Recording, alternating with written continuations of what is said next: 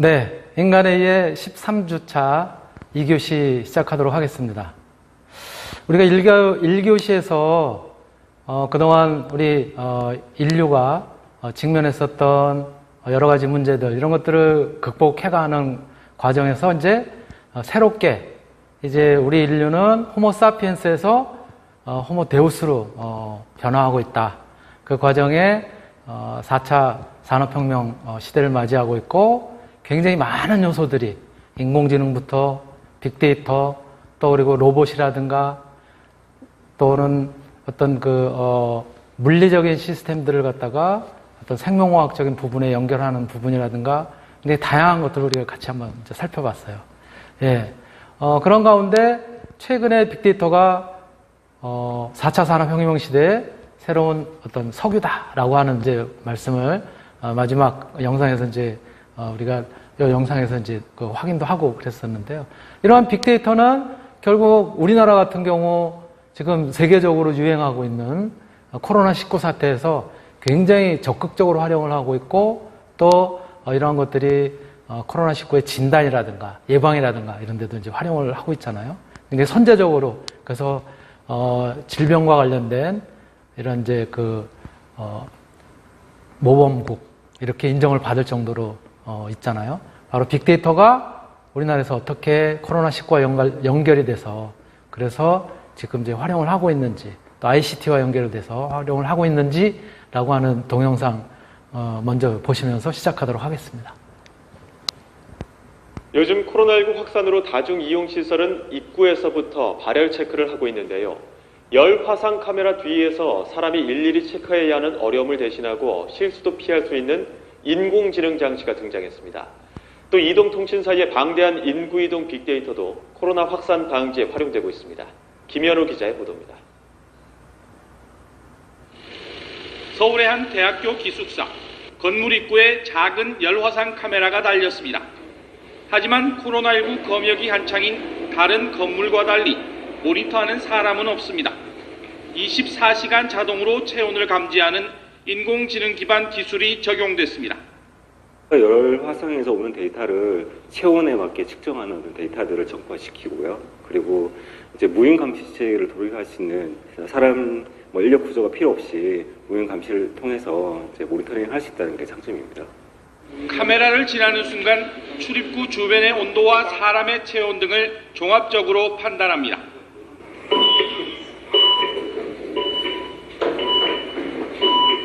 비정상 체온이 감지되었습니다. 학교나 기업처럼 유동인구가 많은 곳에 코로나19 초기 상황을 사람이 아니라 인공지능이 대신해 빠르게 감지해내는 겁니다. 인공지능 기반의 열화상 카메라가 이상 체온을 감지하면 관련 데이터를 0.2초 만에 관제센터로 전송합니다. 한 스타트업 기업이 개발한 인공지능 기반 코로나 발열 무인 관제 시스템은 해외 진출을 앞두고 있습니다. 아무래도 생활관이나 학생회관 등은 학생들의 출입이 빈번한 곳입니다. 일일이 체크해서 감염 여부를 관리하기보다는 무인 카메라는 훨씬 더 많은 인원을 효율적으로 처리할 수 있다는 점에서 경북 경산의 한 경찰서 지구대 모니터를 통해 관내 지역 곳곳을 살핍니다. 코로나19 확산 방지를 위해 유동인구가 많은 지역을 우선 순찰 지역으로 선택합니다. 코로나19가 확산한 경북 경산경찰서가 한 이동통신사에 실시간 유동인구 분석을 의뢰했고, 통신사는 기지국 정보를 바탕으로 빅데이터를 분석해 실시간 유동인구 분석 프로그램을 개발한 겁니다. 실시간 유동인구 데이터를 계속 제공을 해드리면 어디에 방역을 하거나 어디에 순찰하셔야 되는지를 파악하실 수 있을 거다라고 생각을 하고 제공을 하게 됐습니다. 세계 최고 수준의 국내 정보통신 기술이 코로나19와 같은 재난 확산과 예방에도 천병으로 등장했습니다. YTN 김현우입니다. 네, 이렇게 빅데이터, ICT 기술 이런 것들이 전부 이제 서로 연계가 돼가지고 그래가지고 이제 활용을 하고 있잖아요. 이런 과정에서 여러분들 혹시 빅3, 빅4라고 하는 병원 아시고 계시죠? 그죠? 예, 뭐 삼성병원 또는 마산병원, 서울대병원, 세브란스, 빅4라고 보통 이제 이렇게 이야기를 하고 있는데요. 이러한 빅3, 빅4를 갖다 뛰어넘었었던 그런 이제 그 병원이 있었어요. 가천대 길병원이라고 하는 데서 인공지능 의사 왓슨이라고 하는 것을 우리나라에서 최초로 도입을 하면서 암 환자들이 막 그냥 그쪽으로 몰리고 그랬었던 그 아주 짧은 시기지만 있었어요. 바로 인공지능 의사 왓슨이라는 것이 어떻게 활용이 되고 있는지, 암 치료를 위해서 어떻게 적극적으로 우리 곁에 가까이 와 있는지 같이 한번 보시겠습니다. 국내에서는 길병원이 2016년 12월 한국 최초로 미국 IBM사의 인공지능 왓슨 보온 콜로지를 실제 의료 현장에 활용한 IBM 왓슨 인공지능 암센터를 열었다. 왓슨 암센터는 인공지능 슈퍼컴퓨터 왓슨을 기반으로 총 8개 전문 진료과, 30여 명의 전문의, 그리고 왓슨 전문 코디네이터가 함께 근무한다. 길병원의 왓슨 암센터를 찾은 암 환자들은 세계적 수준의 의료기관들이 제공하는 암치료 솔루션을 경제적, 물리적, 지리적, 공간적 제약 없이 받을 수 있는 것이다. 그렇다면 왓슨은 암치료 과정에서 어떤 역할을 하는 것일까?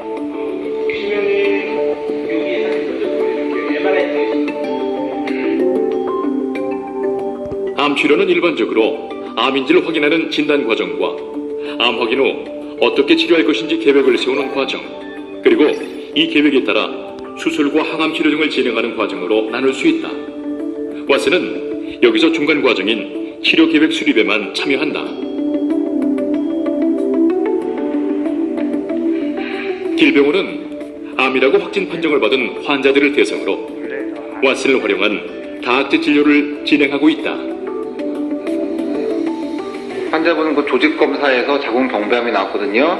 초기는 좀 아니고 좀 진행을 많이 했거든요. 근데 이제 그 결과에 대해서 자세히 이제 좀 말씀드릴게요. 그래서 저 영상학교 교수님이 일단 CT 검사, MRI 검사 그런 거 검사하신 거 말씀드릴 거예요. 네, 교수님 말씀해 주세요. 이 사진 보시면은 이쪽이 앞쪽이고 이쪽이 뒤쪽이에요. 보시면 이쪽이 하얀 게 방광이고 방광 뒤에 있는 게 자궁이에요. 보시면은 자궁 앞쪽 뒤에는 혹이 없는데 앞쪽으로 이렇게 볼록 튀어나온 게 있잖아요. 요게 지금 암으로 나오는 데고요. 선생님 생각하시는 거는 여기를 이렇게 하신다고 그렇죠? 여기를 하고 나중에 수술해서 여기 힘이 안 될 거 아니죠? 이렇게 스페이스로 이제 다학제 진료 시간엔 각과의 전문의가 한데 모여 환자의 치료 계획에 대한 왓슨의 의견을 검토하고 최종적으로 어떤 과정으로 치료를 진행할지 환자와 함께 결정한다. 인공지능 왓슨에도 환자분의 데이터를 넣으면 이렇게 추천하는 항암제는 이렇게 항암제 2개 하고 그 표적 치료제인 베바시중압을 병합하는 게 치료 성적이 가장 좋기 때문에 이 항암제를 이용해서 저희가 치료를 진행하고자 합니다.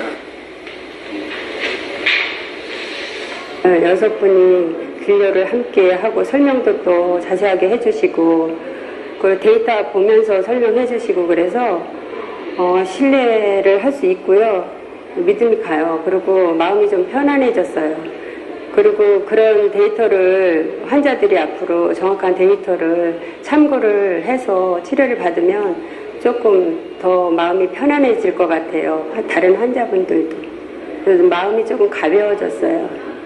다학제 진료의 장점은 이제 암의 진단 및 치료에 있어서 한 명의 의사가 결정하기는 어렵거든요. 치료가 되게 복잡해지고 진단 과정에서도 여러 가지 영상이나 그리고 병리학적 소견 같은 게 많이 필요한데요.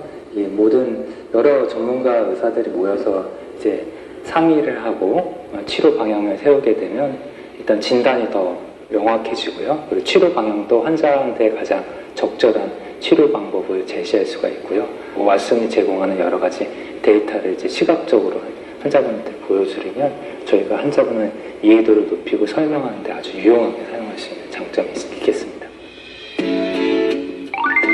또한 왓슨이 수많은 논문을 바탕으로 부작용에 대한 모든 경우의 수를 순식간에 계산해 검토하기 때문에 자칫 의료진이 할 수 있는 실수를 막아주는 것도 장점 중 하나로 꼽는다.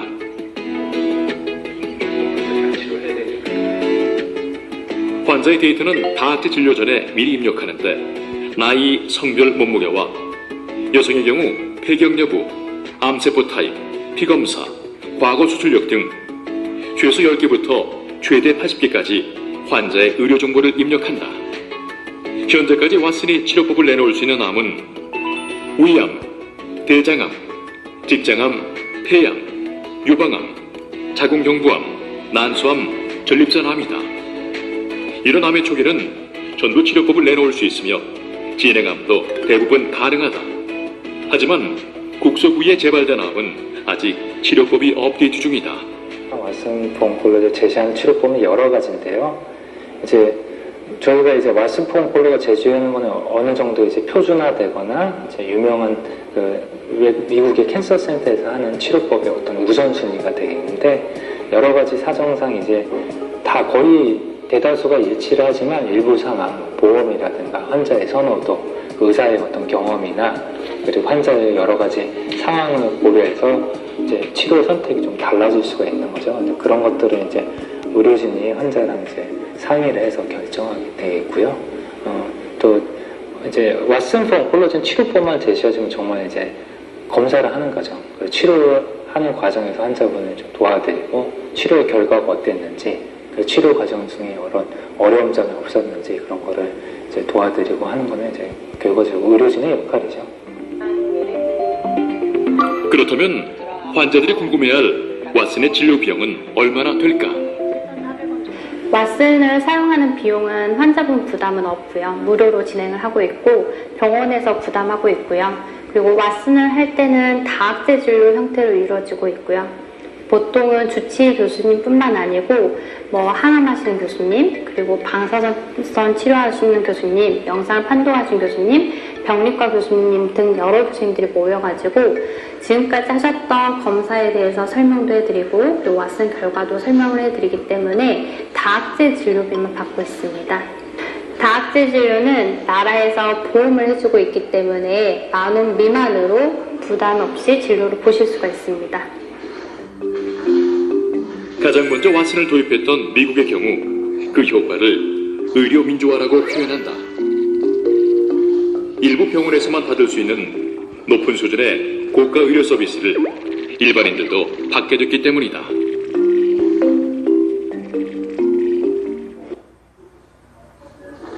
네, 지금까지 여러분이 그 인공지능 의사 왓슨이라는 시스템을 같이 살펴봤고요.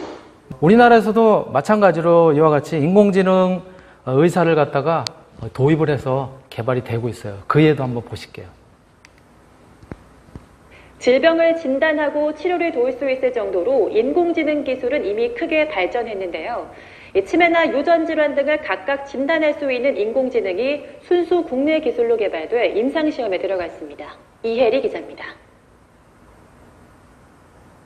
치매가 나타나기 시작하면 뇌의 부피나 형태에 미세한 변화가 생깁니다.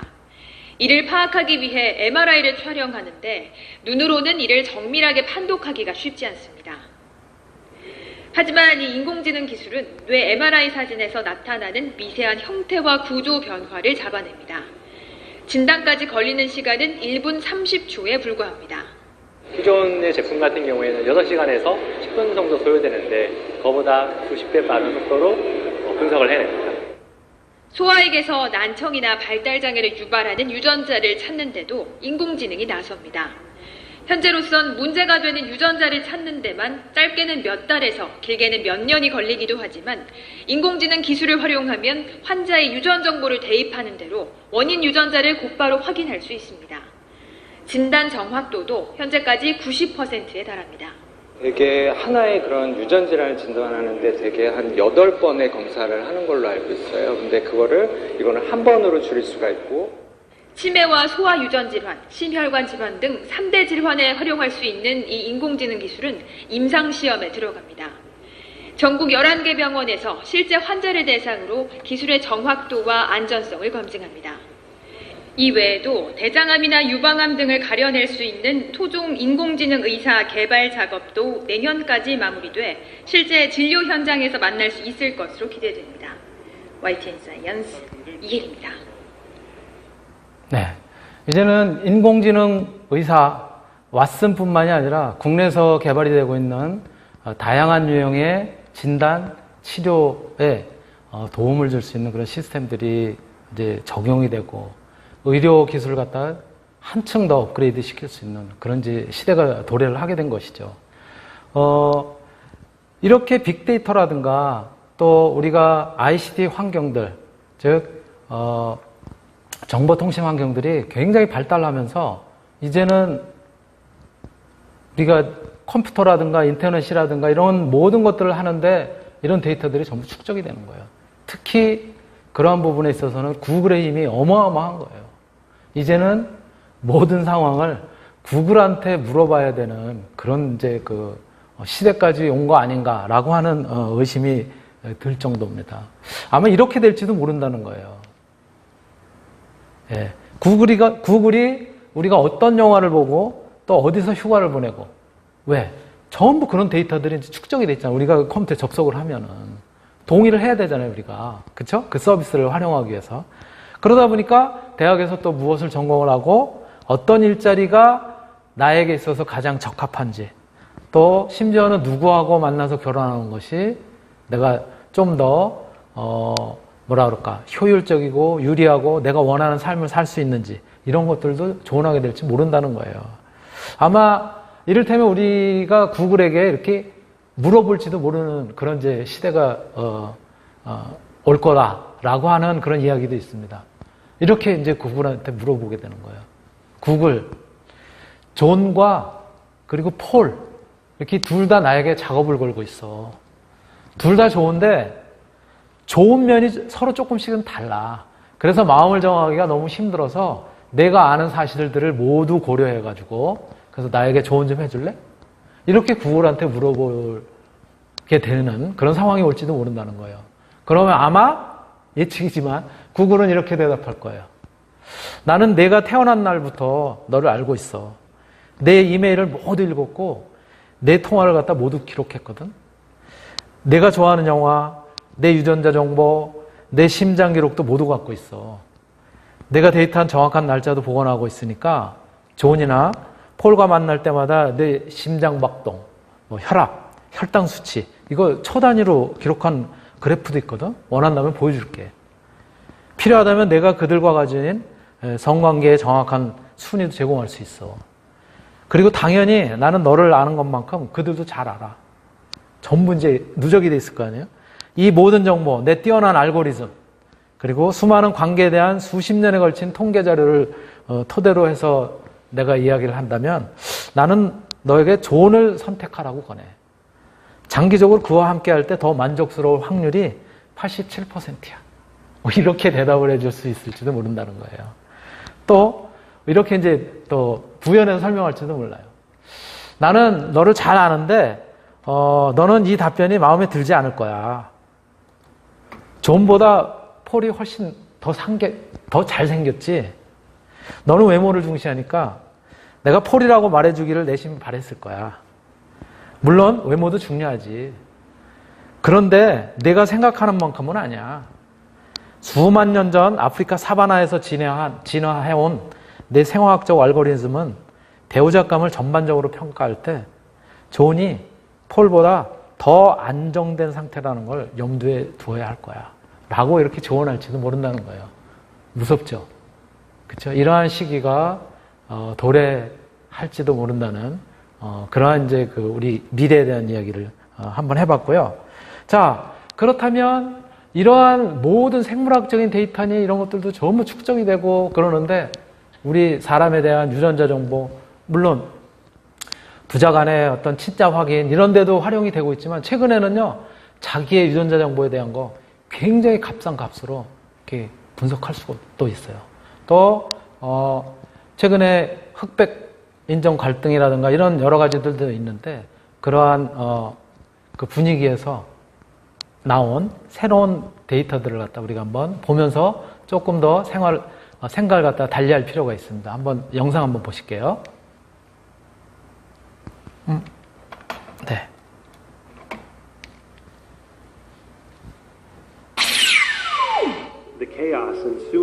잦은 테러와 경제난을 이유로 반이민자 정책을 지지하는 목소리들. 그런데 덴마크의 한 여행사가 이런 추세를 뒤엎는 영상을 선보여 엄청난 호응을 얻고 있습니다. 이름하여 Let's Open Our World 프로젝트. 여행사 모몬도는 67명의 다인종, 다국적 사람들을 선별하여 흥미로운 실험을 합니다. DNA 검사를 통해 나의 뿌리를 찾아보는 겁니다.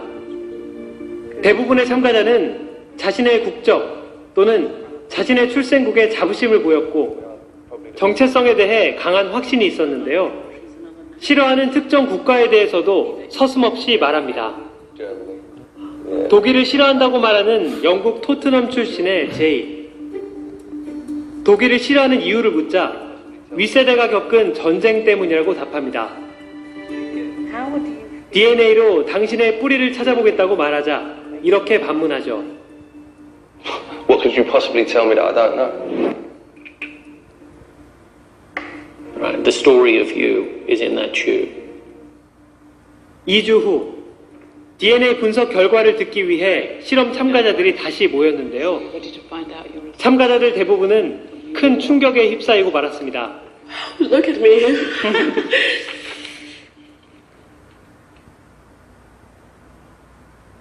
Oh my God. Great Britain, 30%. Can we 5% German? I'm Irish. Yeah, so I'm a Muslim Jew. Great Britain, 11%. Are you sure these results are mine? Eastern Europe. 한 참가자는 세상 모두가 이 실험에 참가할 것을 제안하기도 했습니다. I'm going to go a bit far right now, but this should be compulsory. There would be no such thing as like extremism in the world if people knew their heritage like that. Like, who would be stupid enough to think of such thing as like a pure race? 순수혈통, 단일 민족이라는 개념에 물음표를 던진 이 실험은 유튜브에서 화제가 되었고 지금도 SNS를 통해 계속 퍼져나가고 있습니다.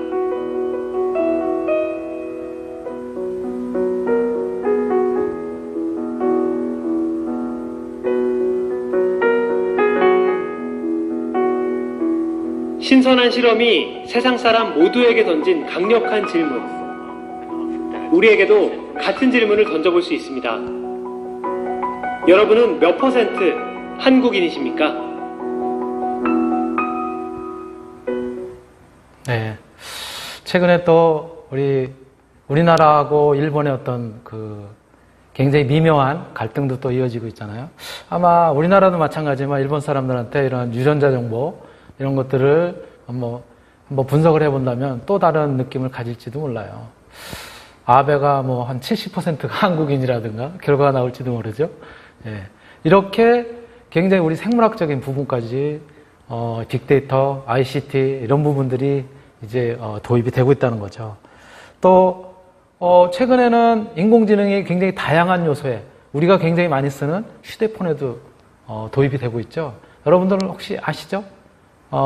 아이폰은 시리, 그 다음에 삼성폰 같은 경우는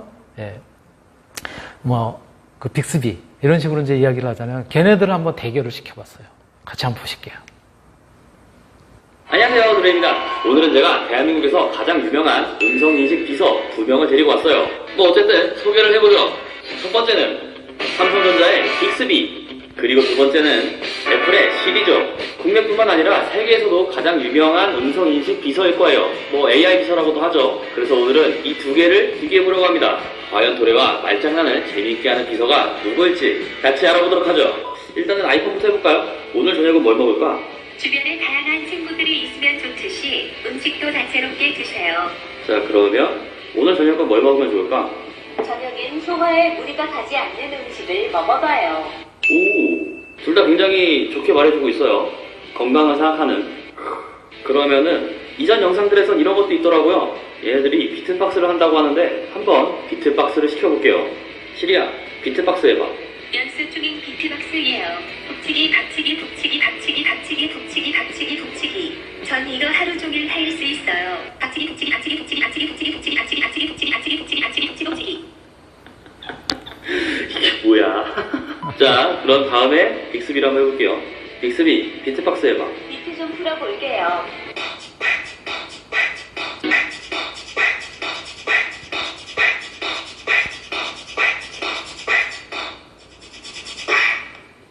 가뿐하죠? 이게 뭐야? 야, 이건 기계음이잖아. 뭐 좀 더 재밌는 거 없을까요? 이번에는 야, 심심하다고 해볼까? 시리야, 나 심심해. 무엇을 하면 더 유쾌하고 즐거운 시간을 보낼 수 있을지. 나 심심하다고. 정말 뭔가 신나고 즐거운 일이 있으면 좋겠네요. 나 심심한데 뭘 하면 좋을까? 흥미로운 질문이네요. 박재훈님. 답을 안 해주고 있어요. 좀 뺑뺑 돌아가죠. 그러면은 이번에는 빅스비를 한번 해볼게요. 나 심심해. 드라큘라이고 재밌는 이야기를 준비했죠. 구연 동화 들려줘라고 말해봐요. 호, 구연 동화 들려줘. 지구의 온 어린왕자는 어느 날 여우를 만났어요. 영화 친해진 어린왕자는 여우에게 오늘 오후 4시에 오면 나는 3시부터 행복해질 거야. 웃긴 얘기 들려줘. 실은 정말 사랑했어요. 하늘을. 웃긴 얘기 들려줘. 옛날 옛적에, 아니 어느 추운 겨울 밤이었나. 이게 끝이야? 자, 지금까지는 코믹한 것들을 제가 물어봤죠. 그러면 지금부터는 조금 더 실생활에 쓰일 수 있는 것들을 제가 물어볼게요. 오늘 저녁 날씨 알려줘. 오늘 저녁 일기예보입니다.